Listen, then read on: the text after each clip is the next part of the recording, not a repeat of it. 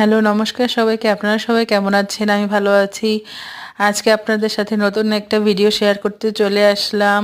আপনাদের সাথে আজকে শেয়ার করছি আমাদের পাড়া ঠাকুরের বনভোজন অনুষ্ঠানের আগের দিন যে সবাই মিলে সব তরি-তরকারি বানাচ্ছিল, সেই ভিডিওটাই আপনাদের সাথে আজকে শেয়ার করছি। এই যে সবাই দেখুন একসাথে হাতে হাত মিলিয়ে সবাই কাজ করছে।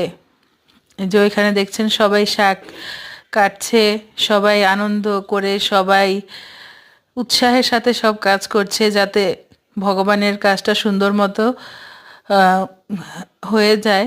তো সেটাই আপনাদের সাথে শেয়ার করছি। এই যে কাজের মাসিরা ওইখানে আলু কাটছিল। এই যে দেখুন এখানে এই তাফালের মধ্যে আলু কেটে রাখা হয়েছে।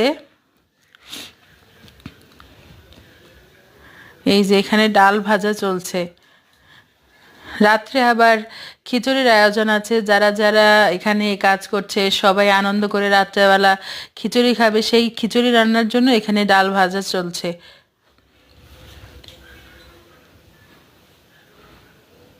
এই যে এখানে লাবড়ার জন্য শিম, ফুলকপি, ওইখানে কুমড়, লাউ সব কিছু কেটে কেটে রাখা হচ্ছে। এই যে ঝুড়ির মধ্যে এই যে এখানে আবার বাঁধাকপি কাটা, ওইখানে কাঁচা কলা, শিম, এখানে বেগুন সব কিছু কেটে কেটে রেখে দেওয়া হচ্ছে। আর ঠান্ডা তো, সেজন্য কোনো কিছু নষ্ট হওয়ার কোনো ভয় নাই। তো এই জন্য সব কিছু রাত্রেবেলাই করে রান্না করতে হবে, কারণ পরের দিন সকাল থেকে যদি রান্না শুরু না করে তাহলে তো রান্না কমপ্লিট করতে পারবে না। আর আয়োজন তো দুপুরবেলাতেই খাওয়া দাওয়া। 600-700 লোকের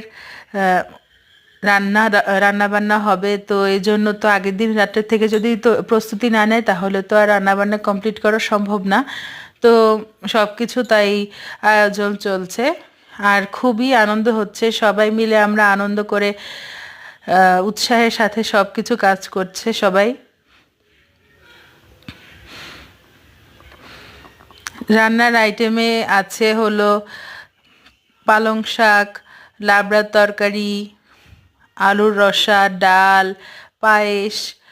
তো এইগুলো হলো সবার জন্য আয়োজন। আর ভগবানের ভোগেরটা ভিন্ন রান্না হবে, তো সেটার আয়োজন আবার ভিন্ন। তো আপনারা সবাই আমার ভিডিওটা দেখবেন আর লাইক কমেন্ট শেয়ার করবেন। আর আমার চ্যানেলটি অবশ্যই ফলো করবেন যারা ফেসবুক থেকে দেখছেন। আর যারা ইউটিউব থেকে দেখছেন তারা অবশ্যই সাবস্ক্রাইব করে দিবেন, কারণ